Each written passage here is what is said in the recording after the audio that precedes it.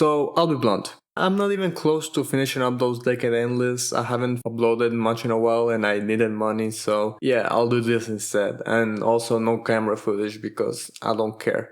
The neglected songs list. I kinda forgot to do this sooner. I was busy playing other stuff, dealing with college, and this whole thing. 2019 was a pretty solid year for music. You think I made this sooner? You could even say that I've neglected to make this list. Yeah. In case you don't know, this is a list of my favorite non-hits of the past year, which is kind of bullshit, and I don't know if I'll make one for 2020 honestly, since I will modify my hit list rules to adjust to these changing times of streaming and TikTok and songs being more relevant than the charts say they are, but what can you do for now? Like, spoiler alert, one of these songs has almost 500 million plays on Spotify. That's nearly 500 million. That's a hit in my books, but since it didn't really take off on the Hot 100, I didn't consider it at all. Other songs also have the same problem, so I'll either can this type of list by the end of the year and not make another one again, or I'll try to find the most obscure songs I can, like stuff that doesn't even rack 1 million views or 1 million plays. But for now, here are the top 20, yes 20, best songs that weren't that big in the top 40 of the Hot 100, but were probably big everywhere else because nothing makes sense anymore. Let's go. Hey, who you? Bitch, it's the baby, what you heard about me? It is the Baby's Walker Texas Stranger. No, I'm kidding. I like this one. I really like this one. It was my introduction to the Baby. It feels like ages ago now, but it's still a jam. I still find it to be his funniest song and video to date. Gotta get even, he might as well pick out a shirt. I check this out, listen to me. That's where your picture gonna be. Also with the cowboy trend of 2019, I really thought it was gonna be big, but nope. Now my police. Okay, so this next one is gonna be a tie between two bizarre off-kilter bangers by inconsistent rappers who play second fiddle to the much more interesting leader of their collectives, them being TDE's Schoolboy Q and ASAP Mob's ASAP Ferg. Floor seats for the next couple models blowing hits. Floating on, floating. In a year where the more interesting Kendrick Lamar and A$AP Rocky, yes, A$AP Rocky is interesting by comparison, were mostly quiet, Q and Ferg had the time to shine with just pure garbage. These projects did not stick the landing at all, but hey, these two songs were really good. Whether it was floating to scarf 14 keys and dark 21 Savage bursts, or the chaotic The Prodigy sampling floor seats with this terrifying beat and distorted Mickey Mouse hook. Both nailed this uncomfortable yet satisfying tone. I don't know, just pretty cool all around and pretty badass.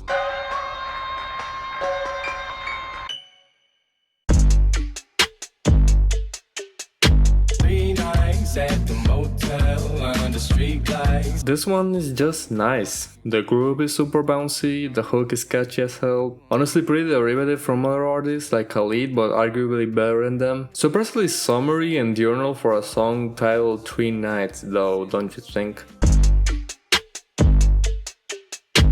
You know a song is good with one of the best lines is the artist saying that he liked to hang out with XXXTentacion and rob people, and I don't mind it at all. Remember days me and X hitting legs. One side melon, we hit a lick on your bitch. I'm a good fella, missing my drill my kick. Skima's the Slum God.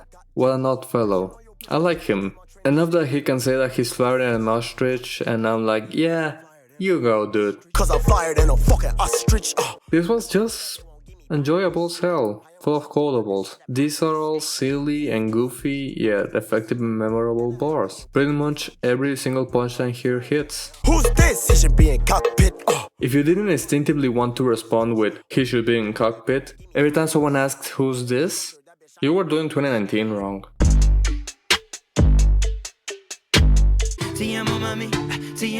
There's a lot of criticism you can throw at Ed Sheeran and his failed 2019 collaborations album. In fact, I pretty much already did in a video no one watched, thanks guys. I'm joking, I'm not mad or anything. In fact, I feel like I overall came across as too mean for the sake of being mean in that review. Most of all, because if you wanted to hear someone painfully scrutinize Ed Sheeran, what better person to do so than, well, Ed Sheeran himself.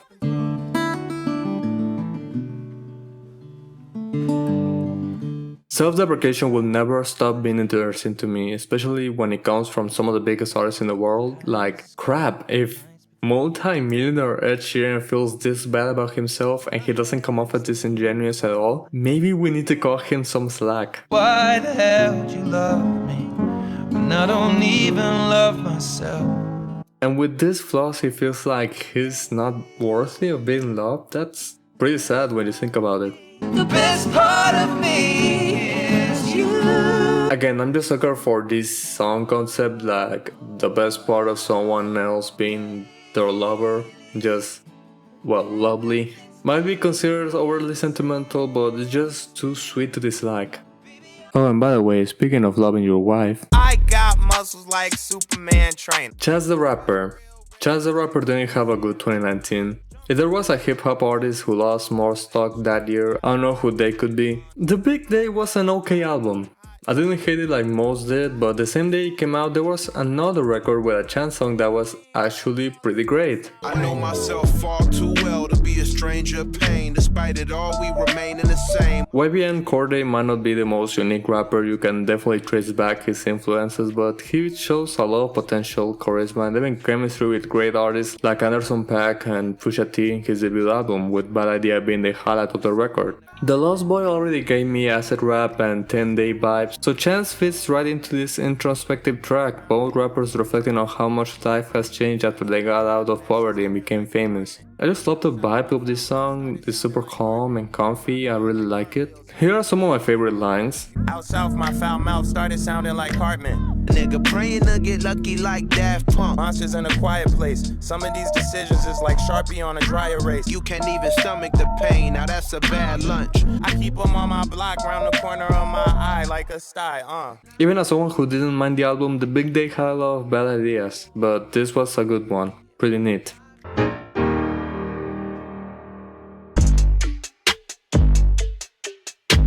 Even as someone who isn't a huge Lizzo fan, I have to admit that her last album cycle was pretty clunky. None of the big hits actually came from the record, they were from years ago and added to the deluxe versions after they blew up. And even as a non-fan, those singles should have been way bigger, they should have made more of an impact. And with that, you guys already know what I'm talking about.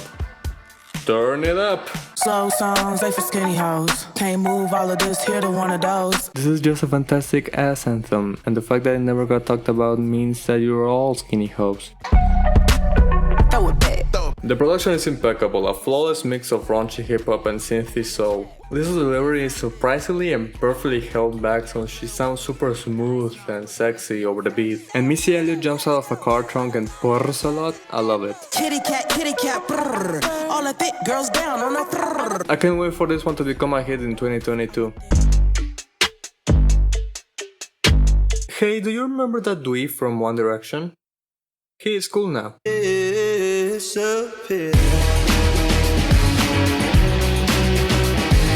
Who would think that the sweat dripping off our dirty laundry guy would turn out to be so freaking cool? This one's just seductive, charming and suave with no effort. I want your number tattooed on my arm in ink, I swear. Niall Horan is the only former 1D member without a tattoo, but heck, he sells it. It has this great Arctic Monkeys-esque groove where he can just pick up chicks and command his swagger so effortlessly. I haven't seen a dork to hung transformation so impressive since Attention by Charlie Puth. Although, just like Charlie, the album was just okay. Yeah, good job. I like Niall now. But he's no Harry Styles. This one should be higher, but honestly, I've gotten over the fact that this wasn't gonna be a hit, especially now that the much superior follow-up single became his biggest song to date and everyone loves it. Plus, it's not like this completely flopped or anything, it just got overshadowed by better singles. Okay, but if you don't make watermelon sugar a thing in the US, I'll kill ya. Lights Up is still an entrancing introduction to this new era, even though for some reason it wasn't the album opener. That's kind of dumb, it would have made way more sense than Golden, even though Golden is also a great song. I guess it's a little bit too big, like, is it about self-discovery? Is it about leaving his band? Is it about his sexuality? Who knows, and maybe that's the point, that he feels something is changing but he isn't sure what it is, and he just cannot complete it. Do.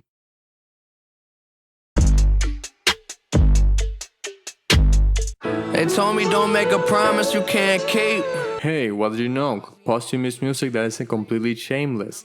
What a concept. For all my Twitter followers who know how much I love Mac Miller, this looks kind of low on the list, especially considering how much the death of him has affected me for this past, nearly 2 years now, and this song is all about accepting how life is hard and sometimes people die. Everybody live a little, everybody die. That's life, what you gonna do? You think this resonate with me more, and it totally does resonate. But I don't know, something is off. Maybe it's because this was recorded back in the Good AM era, where he was in a very different headspace than he was near his death. Or maybe this doesn't feel right alongside his posthumous album Circles, which is amazing by the way. There's just something keeping me from putting this higher on the list. It's Sia. Now I wish I could take all your pain. I like Sia. Sometimes I even love Sia. She doesn't feel here at all. Maybe she knew him, maybe she didn't. Maybe she feels sad about his passing too. I don't know. Maybe she really appreciated him. I don't know. She doesn't fit at all. She just sticks out like a sore thumb to me. It's kind of off, you know. It's just like at the end of the song for no reason. It doesn't work. But I don't know. The rest of the song is beautiful. The beat work by 88 Keys is splendid, and Mike's verses hit especially hard. You should still check this one out. Plus, Stream Circles, the album by Mac Miller, not the Post Malone song, although both are pretty neat. Guys, I think I like J. Cole now. Nobody fucking with son. I got a couple of sons, a couple of guns, a couple of niggas that bust at the party and fuck up the fun. This past 2 years after a KOD album sucked, I think I've enjoyed pretty much every feature he's done, and a lot of cuts from the Dreamville record were surprisingly good.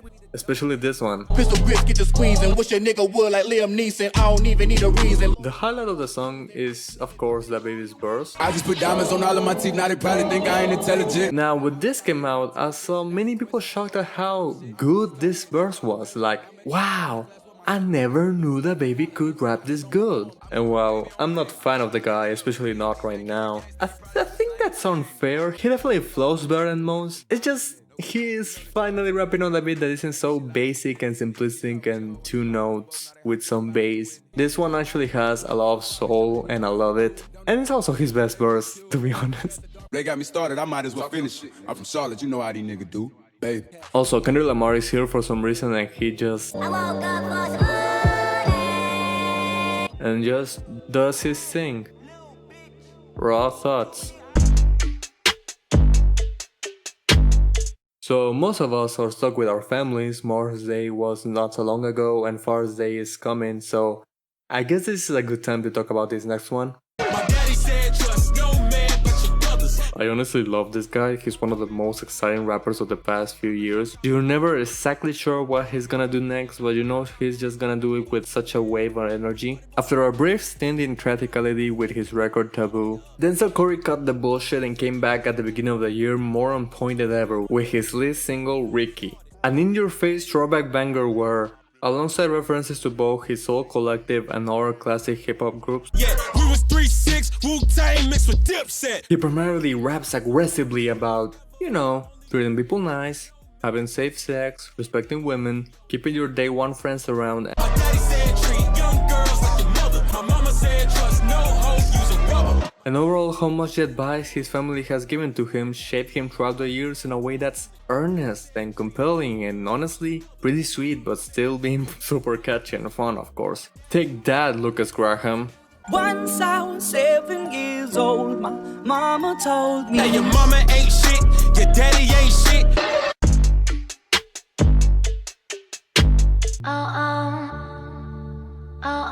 I don't know what to think of Swedish pop star Tough Low. She had that one good song about getting high back in 2014 and she looked like she was gonna stick around for a while, which she kinda did actually. Then she made this. I'm a cool girl, I'm a cool girl. People went, nah. Then she did it again, but good this time. And then she had another record in 2019, but by then people didn't really care, which is a shame because it had the best song I've heard from her. He's gone, he's gone. You better run from brother, he's gone, he's gone. I mean, wow, this one really works. What is it with European pop stars and their breakup songs about phones? Yes, Drake is European, didn't you hear his British accent? Anywho, Glad He's Gone is amazing.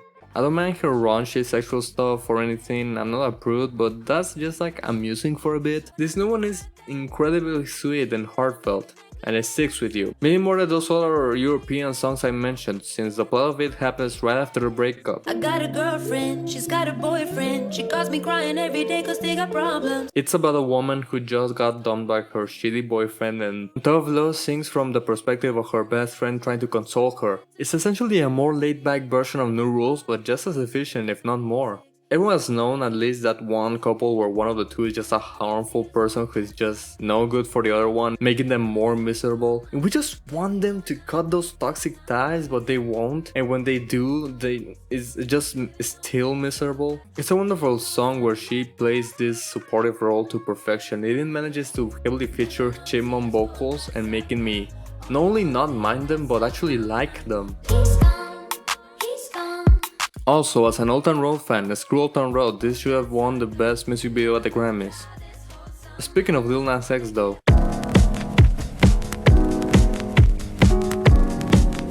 first I have to point out that I ended up having a fairly viral tweet because of how much I love this song, so I guess I had to make a case for it. I talked about this one in my other review that no one watched. I said that it brought me immediate comfort when I listened to that EP. It felt like a warm hug and like a slow car ride back home at the same time. I don't know how to explain it. The scratchy, almost lo-fi nature of the song is the most unpolished song on the EP, and it's also the most genuine because of it. And also it turned out to be the most personal. At the end of Pride Month, he came out and revealed that closure was secretly about it. The thing is that in the song it is presented vaguely, like you can sit there, but it's not explicitly said. See, I should just let me grow. No more red lights for me, baby. Only green, I gotta go. I think that the way Lil Nas rolled it into Closure completely works. Overall, it's a solid jam. He's pretty great at writing hooks. And I've been doubting how much he's gonna stick around, to be honest. He's obviously never going to have anything as close, as big as Old Town Road, but I'm also not sure if he's gonna stick as a hitmaker. I feel like his ability to make these catchy personal songs that don't necessarily adhere to the rap genre is gonna at least give him a loyal fanbase, sort of like a Kid Cudi, for example, another rap crooner with rock elements in his music. He's gonna keep riding till he can no more, and that's what I like. Be free to use this segment to make fun of me whenever he eventually flames out. Hey, remember King's Death? Gotta go get it, I gotta go get it, I gotta go get it, I gotta go get it. Slide on me now. Red light, green light, red light, green light, red light, green light. A masterpiece. Anyways, I never got to say anything about James Blake because his contributions to that song were about the size of my knowledge of James Blake back then, basically nothing. Well, now that I've listened to his discography, which solid work, I liked all of his albums and I see why he keeps getting along with some of the biggest artists of the decade. Listening to his music, I've come to the conclusion that he really loves love.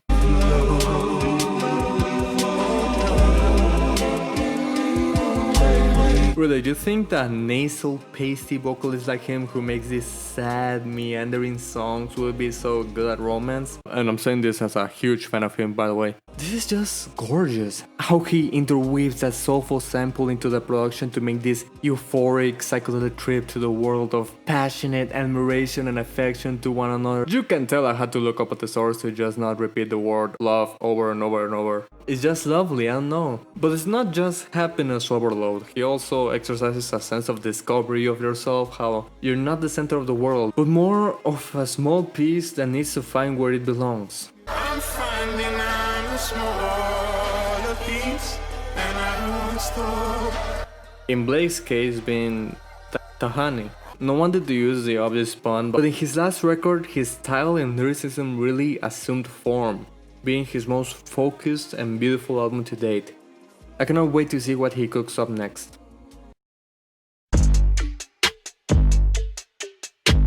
Okay, let's get it out of the way. Camila Cabello sucks.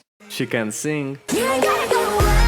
She was the worst member of Fifth Harmony. Most of her solo stuff has been either annoying or annoyingly boring. She can't sing. Nicotine, heroin, morphine. Her album rollout was a disaster because she can't write any catchy songs or get people to write catchy songs, the only exception being the blatant Havana ripoff that's big right now just because of the baby, who has been mentioned in 3 different entries on this list. He's that big. She can't sing.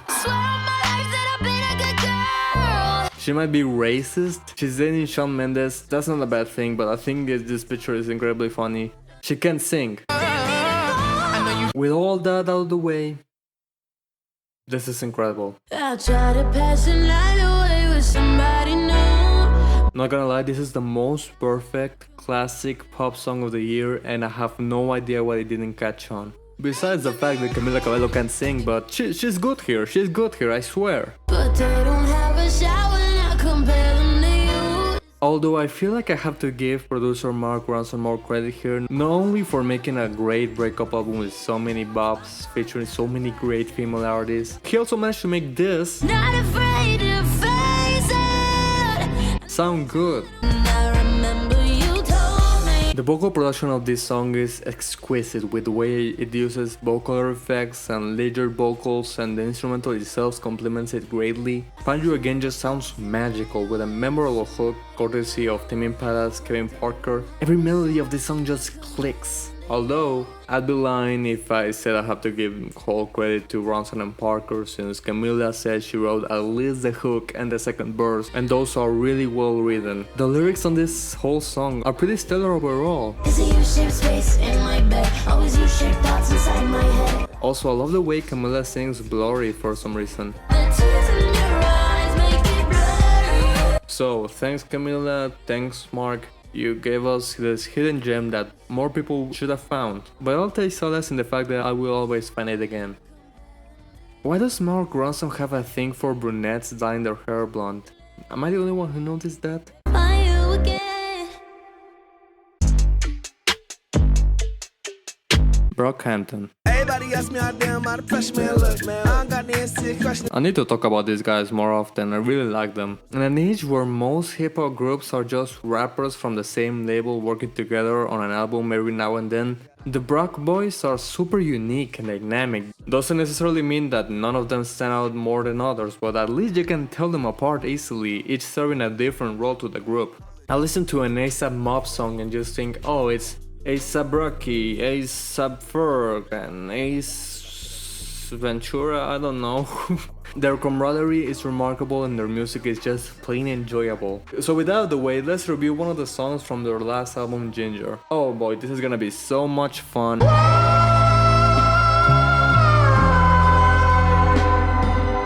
Well, shit. The truth is that ever since the departure of one of its most fundamental yet controversial founding members, the group has been thrown off balance both in their music and in their personal lives. The songs have become more moody and sour, and the structure sometimes feels a bit more disorganized with one less member, which is understandable. He was an important piece of the band, he was a friend to most of them. Hell, he was literally the face of the saturation era. This is the first song where, alongside other grievances, they explicitly talk about him leaving them, and it's just so tragic. They're just pouring their hearts out over this magnificent kaleidoscopic rock instrumental that just oozes with melancholy and hits you like a truck. You got Kevin talking about the trauma he and his friends got after finding out about the sexual assault accusations and how he himself feels like a lesser person because of it. Plus how obliged he feels to keep pumping out music now that he's in a major label. What's the point of having a best friend if you end up losing him? And I must keep creating shoots and hooks to get up out of this hell for myself. Seashells. Matt feeling more alone than ever, especially after the death of his grandparents. I'm afraid of people dying. Rest in peace, Walker Ray Rita. Wish you could've took me to Japan back 10 years, holding my hand. Jova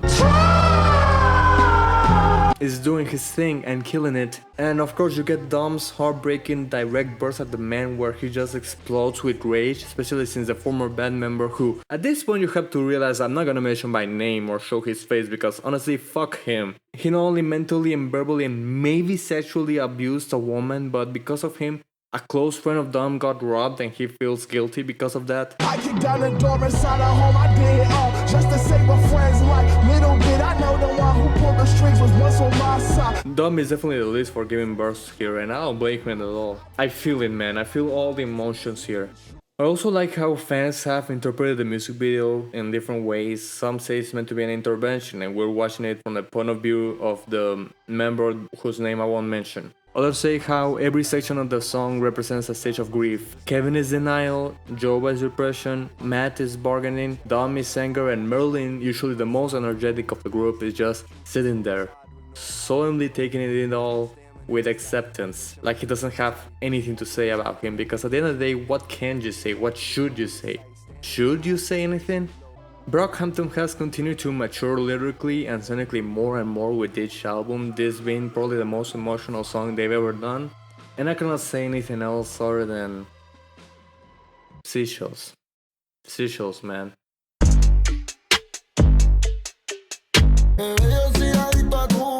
Yeah, there's gonna be a reggaeton song on this list. I'll spare you the long monologue about what I think about the genre, and instead talk about the two artists making the song. You most likely know about them. There's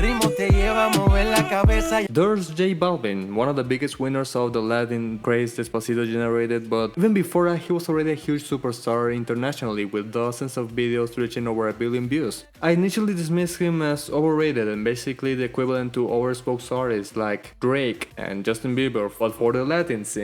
Yet, I found out that not only has he been around way earlier than most realized, he was getting hits back in 2009. He cares a lot about keeping reggaeton alive and fresh, mainly in the way he tackles production and melody, finding new ways to spin the same record. I don't like Mi Gente at all, but only someone brave enough would release this to the public. And I have to commend him for that. He's a respectable figure in the music business, and no one is gonna take that away from him. The other artist is Bad Bunny. He came onto the scene much more recently, and again, I dismiss him as well annoying. Thank God I changed my mind years ago, because right now it is the worst time to be a Bad Bunny hater. He is like the biggest artist of the world right now, thanks to his Yo Hago Lo Que Se Me De La Gana album. It turns out that most of the bad vibes I got from him came in his features. He's not good at features, but in his own stuff, he clearly cares about his craft, cooking up some of the most charismatic bangers and the saddest crooners, even songs that are both at the same time. I especially like how powerful his breakup songs can be. I don't feel any of the other reggaetoneros sad ballads at all, yet Bunny's are always just so potent. And yeah, Bad Bunny, J Balvin definitely stand out against most artists in the Latin scene, so it makes sense that they work together so goddamn well. You grab Balvin's melodic talents and taste of production, and Bunny's emotional sensibilities and captivating lyricism, and you get the song. The song.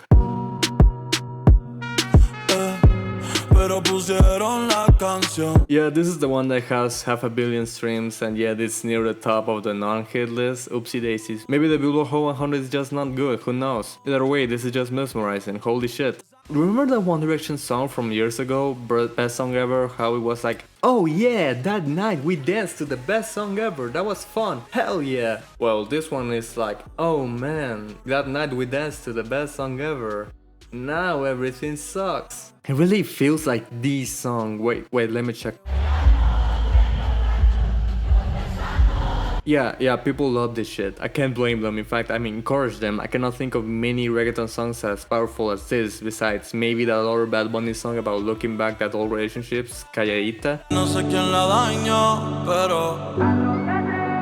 Honorable mention, by the way, whoever thought of having that Sion sample at the end is just a genius. Back to La Canción for a bit, it's about a guy at the club who got out of a relationship a long time ago where both parties weren't really satisfied. It wasn't the right thing for them, but every time that one song comes on, he can't help but reminisce about that one night they danced to it where they were drunk, they sung along to it when they were drunk, they listened to it when they were drunk, they filed their taxes to it when they were drunk, they did yoga to it when they were drunk. A lot happened that night, but it was a perfect night. I love songs where a man sees that his ex is with someone else, and instead of jealousy or anger, he just calls back to those fond memories they had and accepts that sometimes if you love something you gotta let it go. You got Balvin accepting that his player hijinks can make him forget about the good times he had with her. And Bad Bunny brings up all the things they did together. I especially love his verse. Also the trumpets. Oh my god, the trumpets are so good. Honestly, if reggaeton was always as good as this, I'll never complain about it again. I'll never complain about it again. This is really a new pick. This really is the song. But it's not topping this list. Before we get to my top spot, instead of the usual honorable mentions, I'm gonna shout out some artists who had a great 2019, but I couldn't quite single out one particular song from them for this list. But don't worry, they're all quality. Let's see if this works.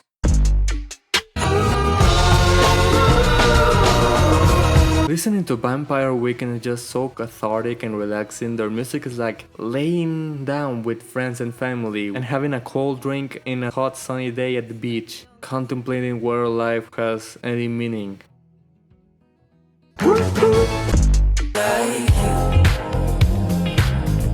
Shout out to mysterious R&B duo Emotional Oranges. They had some of the bassiest, coolest, sexiest love songs of the year. I cannot think of a duo in recent memory who has this much chemistry as these two.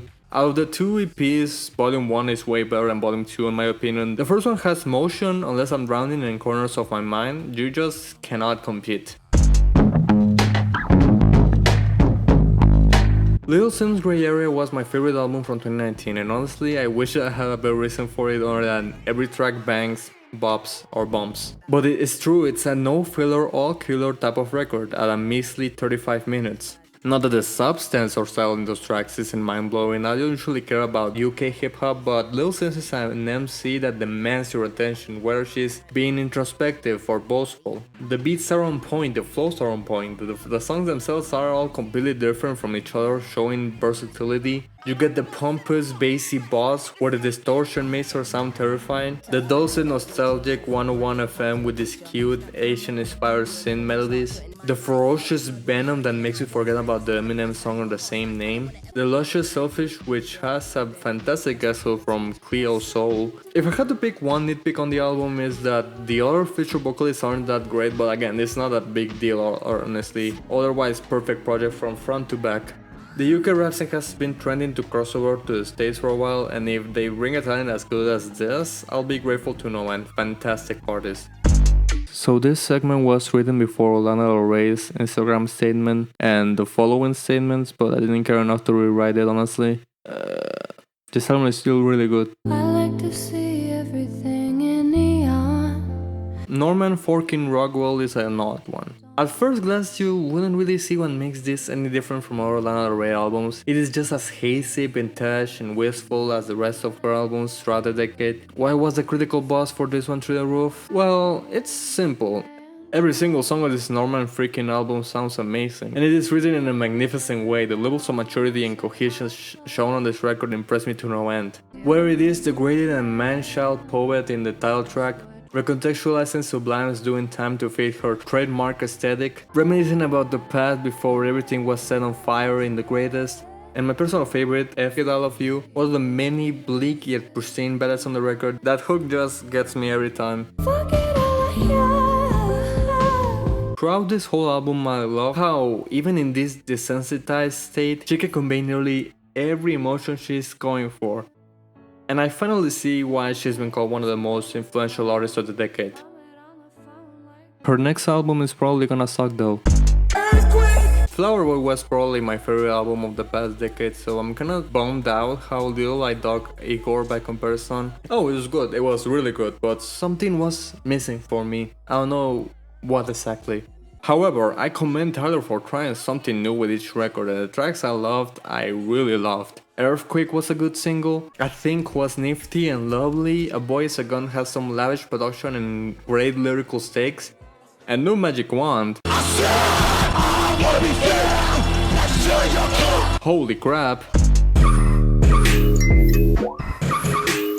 Injury Reserve came through with their most solid piece of work yet. Their industrial experimental sound is more refined than ever before. Their self-titled project last year was superb and really diverse, going from Sophie-esque glitch hip-hop to more low-key jazzy conscious raps. Also, Aminé in Jailbreak the Tesla, probably the best guest verse of 2019. Yo, engine go vroom, and my engine go.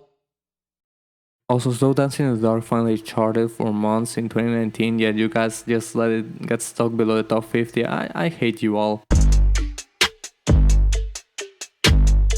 something I just noticed. The last three songs have all been sad, but they've also all been pretty different.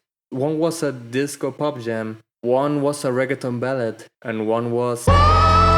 Number 1 is another sad one, and it shares many of the same elements as the previous entries. It has the melodic groove and the vocal elegance seen Find You Again, the absolute devastating cluster of emotions present in Dearly Departed, and the heartfelt writing that make La Canción what it is. It feels like this past couple of years have been miserable for pretty much everyone, even way before quarantine, so musicians have tried to reflect that, whether it's in the way they write, perform, or compose their songs, and it's been slowly resonating with me more and more throughout the years. While I believe that the present music will continue like it has been for decades now, I mean, it's not like the 2010s invented sadness. For me, this next song, the album it's from, the artists who made it, they all encapsulate the prime sound of despair to perfection. And it all begins with this one question that lingers in your mind the second you hit the play button. Then I do it for you. Why don't I do it? Last year I was impressed by FKA Twig's contribution to A$AP Rocky's album and said I should check out more from her. And man, so glad I did. If there was a record better than Grey Area last year, it was probably Magdalene. It's unique, incredibly well produced. Pretty much every track on here sounds gorgeous, especially the beloved closing track, Cellophane. I mentioned before how sad this song was, and it definitely is, but it's also devastated, angry, confused. Cellophane tackles the aftermath of her relationship with the one and only Robert Pattinson, and how judgment, racism, and hostile comments from rabid fan bases made them part ways. The lack of intimacy they had, their feelings were wrapped in such a transparent, fragile material like cellophane. The vulnerability and delicacy shown here is just stunning. How she feels like she didn't do enough, and how much pressure that leads to is all present in her performance. I mean, in case you haven't heard, FKA Twigs is one of the best vocalists of the past decade. The palpable amounts of range in her voice is astonishing. How she goes from this potent, screechy, low register to her trademark whispery soprano. There are parts where she hits the notes flawlessly, there are parts where she sounds too distraught to do so. Either way, it completely works it to its favor. I don't think the rest of FKA Twigs music is an uncomfortable, bizarre experience or anything, but Cellophane is by far the most easy listening song on the record, yet it is by no means splendor. The instrumental work is immaculate, the way it keeps adding new elements, grimier keys, swelling synths, glitchy sound effects, the kick and the hook. My favorite is the beatboxing in the back of the mix, which sounds like someone is trying to nurture her, calm her down, tell her it's okay, everything's gonna be okay. And again, I love Rock and Roll, but that's two fantastic music videos that it beat. Give my girl something grimy, goddammit. Although I don't know what pole dancing to the sky, kicking a metallic wind version of yourself, and falling back down into a muddy cave all means.